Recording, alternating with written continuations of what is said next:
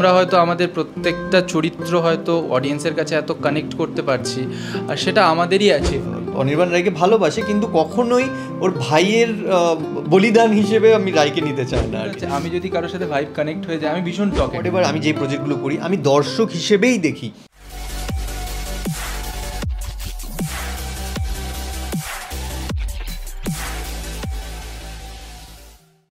Welcome to we স্পটে আছে মিটিঝোড়া সেটের। আমার সাথে আছে এখন দেবদাস। আপনাদের কথা মতো যে সৌর্য কেমন আছো?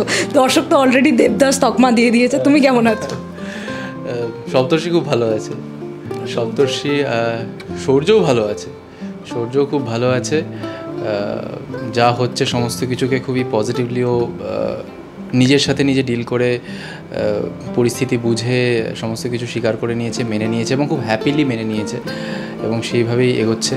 তো সৌর্য এই মুহূর্তে আগে যেই পরিস্থিতিগুলো ফেস করেছিল তার থেকে যথেষ্ট স্বাভাবিক। আর আজকে নীলু কোথায়? বিয়ে বাড়ি চলছে এখানে। নীলু তো নীলুর বাড়িতে রয়েছে এখন, ওখানেও কি করছে না করছে সেটা নীলুই জানে। সৌর্য হ্যাঁ, সৌর্য এখন ব্রহ্মচর্য পালন করছে। মানে না হলো গার্লফ্রেন্ড, না হলো বউ, না হলো বাচ্চা, কিছুই হলো না, পুরো একা জীবন। এখন একাই নেটফ্লিক্সে ওয়েব সিরিজ দেখবে আর কাজ করবে, চাকরি বাকরি করবে। Netflix and chill. এই যে দাদার সাথে বিয়ে হচ্ছে তোমার প্রাক্তনের, তো কি চলছে? দাদা চলে এসছে বলতে বলতে, একটু ক্যামেরাটা ওইদিকে, দাদা উকি মারছে একটু। দাদার বিয়ে নিয়ে ভাইকে জিজ্ঞাসা করা হচ্ছে যে দাদার বিয়ে হচ্ছে প্রাক্তনের সাথে, কি রিয়াকশন? দাদার বিয়েতে খুব খুশি, মানে এপিসোড যাবে আগামীতে কয়েকদিনের মধ্যেই আপনারা দেখতে পাবেন। আমি যেটা বলছিলাম যে সৌর্য খুবই স্পন্টেনিয়াসলি স্পোর্টিংলি পুরো বিষয়টা মেনে নিয়েছে, মানে সে বুঝতে পেরেছে পুরো বিষয়টা যে কি এবং কেন। তো সেখান থেকে সে খুব খুশি, খুবই খুশি, মানে আন্তরিকভাবে খুব খুশি। দাদাকে বিয়ে নিয়ে ভাই খুব খুশি। তো ভাই যখন খুশি তাহলে তো দাদাও খুশি, কারণ দাদা চাইছিল যাতে ভাই ওই বিয়েতে। ভাই খুশি না থাকলে দাদা কি খুশি হতো না? না, একদমই না, কারণ ভাইয়ের সম্মতি ছাড়া দাদা কখনোই এই সম্পর্কটা নিয়ে এগোতে চায়নি। হ্যাঁ, কারণ যখন আমি জানতে পারি যে সৌর্যর এখনও রায়ের প্রতি হয়তো কিছু আছে, দুর্বলতা আছে বা হোয়াট এভার ফিলিংস আছে, সফট কর্নার আছে, তো তখন আমি পিছিয়ে পড়েছিলাম এবং এই সম্পর্কটা নিয়ে আর এগোতে চাইনি। তো সেইখানে আমাকে পরে স্রোত এসে বোঝায় যে ওদের মধ্যে আর ওই বিষয়টা নেই, কারণ এখন সূর্যের বিয়ে হয়ে গেছে, ওর একটা সংসার আছে, তো এখন এই বিষয়টা নিয়ে ভাবার কোনো মানে নেই। আর রাই যেখানে তোমাকে ভালোবাসে আর কি, যেই সিনগুলো আমরা দেখেছি যে রাই তোমাকে ভালোবাসে, রাত জেগে জেগে কাঁদেও বুপিয়ে বুপিয়ে, হ্যাঁ, তো তারপরও যদি তুমি সেই মানুষটাকে কষ্ট দাও তাহলে তো তুমি ভুল হয়ে যাচ্ছ, মানে তুমি you are the wrong person আর কি। তো সেখান থেকে আমার মনে হলো যে আমি ভালোবাসি রায়কে, মানে অনির্বাণ রায়কে ভালোবাসে, কিন্তু কখনোই ওর ভাইয়ের বলিদান হিসেবে আমি রায়কে নিতে চাই না আর কি, যে না ভাইয়ের জীবনটা নষ্ট করে ওরকম।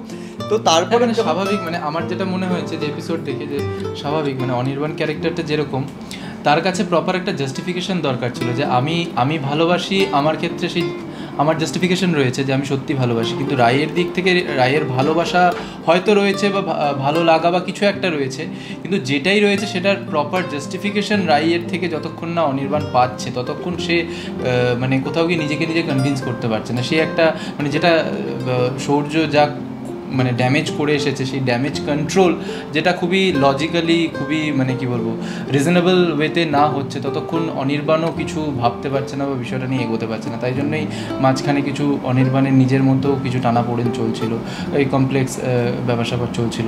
তো বাই দ্য ওয়ে, মানে এটা মনে হয় দুই দাদা, মানে দাদা ভাইয়ের মনে হয় একসাথে এটা প্রথম ইন্টারভিউ। ওকে, আমি একটা প্রশ্ন, রায়ের ব্রাইডাল লুক দেখার জন্য কে বেশি এক্সাইটেড?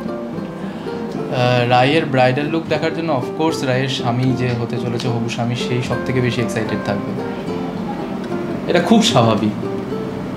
এখন এক্সাইটেড অনির্বাণ, হ্যাঁ অনির্বাণ তো এক্সাইটেড বটেই যে রায়ের ব্রাইডাল লুক দেখবে, এবং অনির্বাণ আরও বেশি এক্সাইটেড ওই সিনগুলো করতে আর কি, মানে ওই আফটার ম্যারেজ।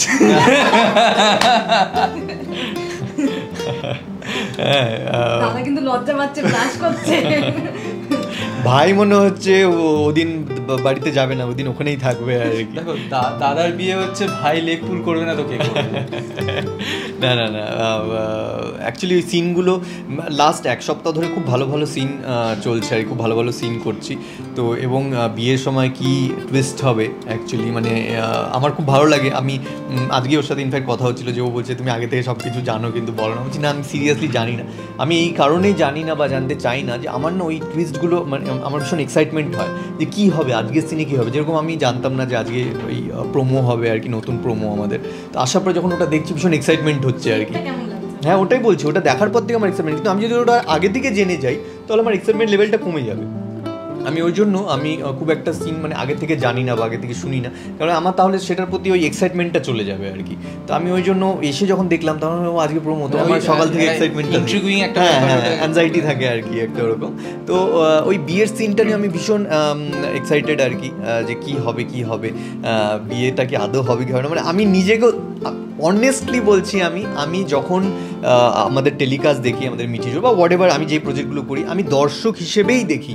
আমি নিজের ফল্টগুলোও দেখি, আমি অন্যদের ফল্টগুলো দেখি। আমি দর্শক, আমি ঢুকে যাই। ইনফ্যাক্ট যদি দুঃখের সিনেমা আমি কাঁদি, যদি হাসির সিনেমা আমি হাসি, তো আমি না একদম ঢুকে যাই। তো আমার না ওই যে বিয়েটা হবে কী হবে, যেরকম দর্শক জানতে চাইছে যে কী হবে, বিয়েটা হবে তো, বিয়েটা হবে কি হবে না, আমিও দর্শকের মতন আমিও কিন্তু এক্সাইটেড বিয়েটা হবে কি হবে না। আমি আগে থেকে কখনো আমি রাইটারকে জানতে জানি যে কী হবে, বিয়েটা কি হচ্ছে কি হচ্ছে, আমি কিচ্ছু জানি। আমি ওই এক্সাইটমেন্টটাতে লিভ মানে বাঁচি আর কি, যে কী হবে কী হবে, আদৌ কি হবে, হবে কি হবে না এরকম। হ্যাঁ আমিও মানে এই রবিবার আমি আমার ফেসবুক পেজ থেকে লাইভে এসেছিলাম, তো সেখানেও আমি বলছিলাম যে মানে আমি লাস্ট উইকে যেই রাই আর অনির্বাণের যেই সিনগুলো দেখলাম, মানে যে সুন্দরভাবে কেমিস্ট্রিটা বিল্ড আপ হয়ে বিয়ে অবধি যাচ্ছে, মানে এত মিষ্টি লাগছে। মানে অ্যাজ অ্যান অডিয়েন্স আমার খুব ভালো লাগছিল বিষয়টা, যে এত সুন্দর সুন্দর সুন্দর সুন্দর মোমেন্ট বিল্ড আপ হতে হতে হতে হতে সম্পর্কটা এগোচ্ছে। তো স্বাভাবিক মানে আমাদের মানে আমি একজন অডিয়েন্স, আমি এই কাজটার সাথে মানে একদম প্রত্যক্ষভাবে ইনভলভড।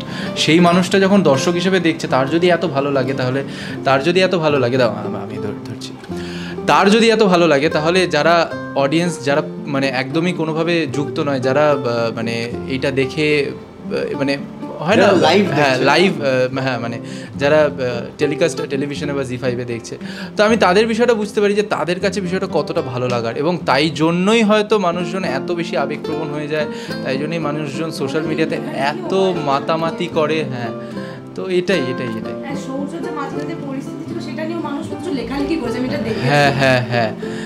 হ্যাঁ মানে এটা খুব ভালো লাগছে যে আমরা হয়তো আমাদের প্রত্যেকটা চরিত্র হয়তো অডিয়েন্সের কাছে এত কানেক্ট করতে পারছি, আর সেটা আমাদেরই অ্যাচিভমেন্ট, আমাদের প্রত্যেকের পুরো টিম মিঠিঝোড়া টিমের অ্যাচিভমেন্ট।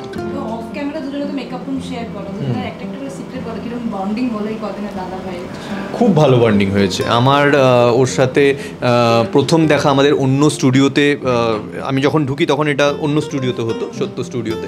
সেখানে আমার ওর সাথে প্রথম দেখা। সেদিন যদিও বা ও খুব ব্যস্ত ছিল, সেদিন আমার শুরুর দিক ছিল, তো আমার খুব একটা চাপ ছিল না, ওর খুব চাপ ছিল, তো ব্যস্ততার মধ্যে ছিল। বাট তারপরে আস্তে আস্তে আমাদের মধ্যে খুব ভালো একটা বন্ডিং তৈরি হয়েছে। এবং ও যখনই আসে আমার খুব ভালো, কারণ বেশিরভাগ দিন আমি একাই থাকি আর কি। আমার যেদিন ট্র্যাক থাকে আমার কেউ থাকে না আর কি, কারণ অফিসের মানে আমার ট্র্যাকে আর কেউ নেই আর কি খুব একটা। আমার বোনের জামা আছে কিন্তু ওদেরও খুব কম থাকে আর কি। তো যেদিন ও থাকে সেদিন খুব ভালো লাগে আর কি। দুজনে আমরা নানা রকম প্রজেক্ট নিয়ে আলোচনা করি, আমরা সিন নিয়ে আলোচনা করি, আমরা নানা রকম গল্প করি। তো আমি একটা সাথী পাই আর কি, ও যেদিন থাকে ভালো লাগে আর কি। তো ও আবার ও ভীষণ মানে আমি যতটা এক্সাইটেড, ও মানে আরও বেশি এক্সাইটেড যে কী হবে কী হবে, তুমি কি জানলে, কিছু শুনলে, হাজারটা প্রশ্ন আর কি। ঠিক আছে, এবার ও যেটাই আমাকে প্রশ্ন করে আমি জানি না। আমার বিষয়টা হচ্ছে, আমি যদি কারোর সাথে ভাইব কানেক্ট হয়ে যায়, আমি ভীষণ টকেটিভ, মানে আমি কথা বলতে ভালোবাসি। মানে মেকআপ রুমে চুপচাপ বসে আছি কিছু, মানে ভীষণ বোর লাগে আমার। তো যেমন আমার এই ইউনিটের প্রচুর মানুষের সাথে খুব ভালো ভাইব মেলে।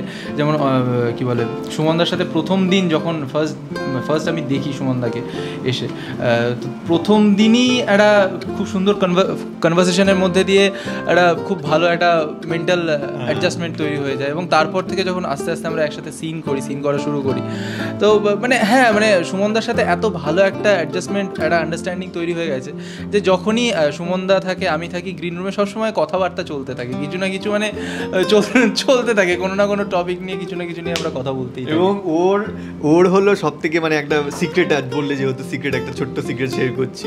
সেটা হলো, আচ্ছা ওর একটা সিক্রেট আমি বলি, সেটা হলো যে ওর একদিন অনেক কথা ছিল, ডায়লগ ছিল, তো সেদিন ও একদম পুরো চুপচাপ আমাকে সিন করছে।